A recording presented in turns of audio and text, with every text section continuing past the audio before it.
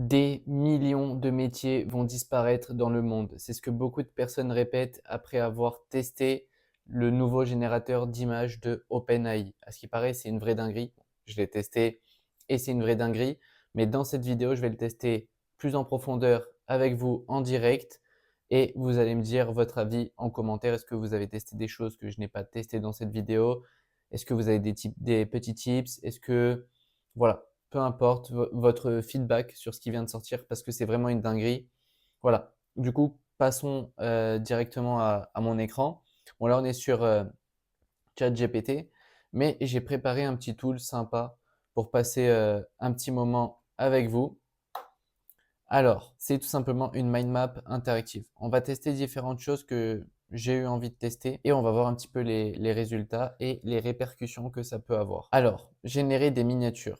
Alors, tester la génération de thumbnails avec le nouveau modèle d'OpenAI. Est-ce qu'on peut générer des bonnes miniatures YouTube avec ChatGPT? C'est ce qu'on va voir. Je vais tout simplement aller sur YouTube. Alors, est-ce qu'un créateur de contenu pourrait avoir des miniatures aussi pro sans dépenser dans un Minia Maker? Bah, du coup, en fait, c'est simple. Ce qu'on va faire, c'est qu'on va copier le titre. Après avoir copié le titre, je l'ai collé sur Google. Je vais aller dans Images. Et là, on peut voir qu'il y a la miniature juste ici. Du coup, je vais copier l'image et venir la donner à ChatGPT. Là, je suis venu importer une image de moi avec un fond transparent. Et je vais lui dire tout simplement reproduit exactement la même miniature en changeant le personnage par l'homme que je t'ai fourni en photo ci-joint. Remplace le chiffre. Là, c'était quoi? 1800 euros. 1800 euros par 2500 euros et remplace le texte 100 euros par jour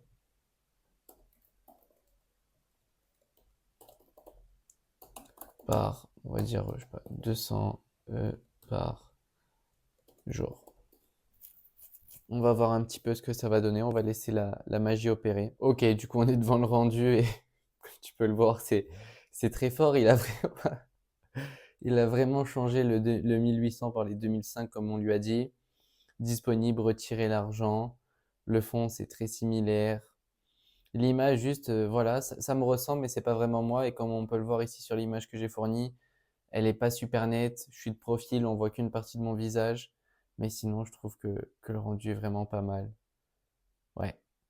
Ouais. Du coup, moi, je pense que lui, on peut venir le cocher. Générer des miniatures, ça le fait bien. Alors, impact négatif, Minia Maker vont disparaître. Ou alors, ils vont être remplacés par des SaaS ou tout simplement par les plateformes elles-mêmes comme ChatGPT, où les créateurs vont venir le faire eux-mêmes. Ça booste le business, ça facilite maintenant d'avoir des contenus avec des bonnes miniatures, même si t'as pas les moyens. Et ouais. Du coup, il y a des points positifs et des points négatifs. Maintenant, générer une BD. Et pour ça, j'ai envie de tester une méthode un petit peu intéressante. Comme tu le sais sûrement, pour avoir de bons résultats avec l'IA, il faut surtout lui donner un bon prompt. Plus ton prompt va être précis, structuré, détaillé, plus l'IA va pouvoir te rendre ce que tu attends. Et là, j'ai pas envie de penser à tous les détails d'un cartoon. J'ai pas envie d'inventer un cartoon maintenant. Du coup, ce que je vais faire, c'est que je vais venir coller sur ChatGPT. J'ai ouvert un nouvel onglet. Je lui colle une image de cartoon que j'ai choisie sur Google, celle-ci que tu peux voir juste ici. Et je vais lui dire, donne-moi le prompt de cette image en incluant les textes et tous les positionnements. Ok, voilà, il nous a rendu le prompt. On peut le voir juste ici. Je vais tout copier. Je vais me rendre sur notre GPT de test où on teste du coup le nouveau générateur d'images. Je vais créer une image, je vais coller et on va voir un petit peu ce que ça va nous donner. Ok, du coup la génération de BD, ça a donné ça. Je pensais que j'étais en train d'enregistrer mais ça avait coupé. Du coup, je trouve que c'est plutôt cool, c'est plutôt bien fait. Des petits détails à peaufiner. Là, ça a un petit bug sur le texte, mais non, franchement, c'est pas mal. Après, à peaufiner le prompt, à modifier l'image une fois généré, mais c'est pas mal. Le fait qu'on puisse générer des BD de qualité comme celle qu'on vient de voir ensemble, ça menace les artistes traditionnels avec une plus grande compétition et ça facilite les business qui vendent par exemple des BD sur Amazon Kindle et les maisons d'édition aussi qui, elles, vont pouvoir produire à moindre coût, tester plus d'idées et donc gagner plus d'argent. Maintenant, faire une image avec des footballeurs. J'aime bien le football, plus particulièrement le Real Madrid et du coup, je me suis dit pourquoi pas, on va tester. Du coup, ici, j'ai donné une image de moi, une image de Kylian Mbappé. Je vais lui dire tout simplement créer une image. Mehdi en chemise blanche avec Kylian Mbappé au Santiago Bernabéu au stade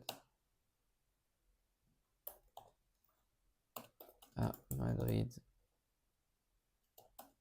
Ils sont très amis. Kylian, nous sommes très amis. C'est littéralement une dinguerie. Franchement, c'est super bien fait. Non, je valide. Je valide fort et ceux qui connaissent le Bernabéu reconnaîtront. Du coup, le fait de pouvoir générer des images comme ça, c'est possible du coup d'utilisation abusive ou d'identité. Voilà, des personnes pas très éveillées pourraient croire que j'étais vraiment avec Mbappé au stade.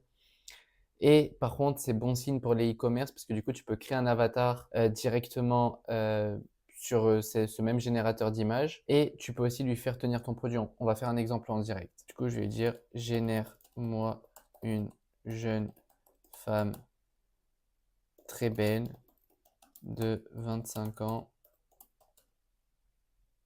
en bikini sur les plages des Maldives.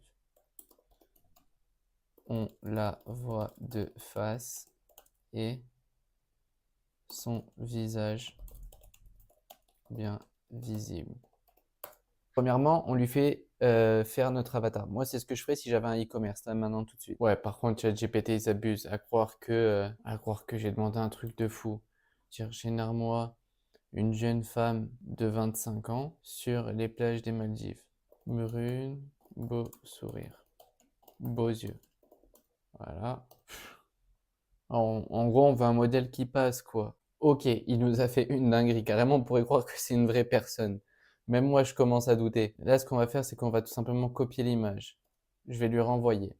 Maintenant, disons que je sois une marque de produits de beauté et que je fasse la promotion de crème bronzante. Je vais la coller ici. Maintenant, je vais dire, fais-moi une image au format 9-16, je crois que c'est comme ça, ouais, de cette femme en train de montrer cette crème, image 6 juin, pendant qu'elle bronze sur une plage aux Maldives. On va voir ce que ça va donner. Bon, apparemment, ChatGPT ne peut pas faire de femme en train de bronzer. Et voilà le rendu. Bon, j'ai dû ouvrir une nouvelle fenêtre ChatGPT. L'autre a commencé à me resserrer sur les restrictions. Apparemment, les plages aux Maldives, et ça, c'était pas trop fan. Mais là, du coup, je lui ai filé ça. Je lui ai filé cette crème-là, que tu peux bien voir. Et regarde le rendu, comment il est incroyable. Voilà, du coup, ça va favoriser les business de e-commerce, etc. Enfin, même pour les marques de vêtements, ça va être incroyable.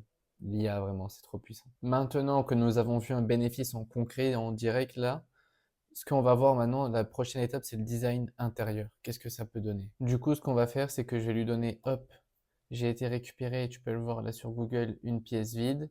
Et je vais lui dire, crée une image où tu vas. Ok, le rendu, bon, je suis pas fan, parce que c'est pas exactement la même pièce. Mais je suis sûr qu'en promptant mieux, ça peut donner un truc. Toujours avec des meilleurs prompts, là, il est vraiment très basique. Le prompt, je dirais même il est nul.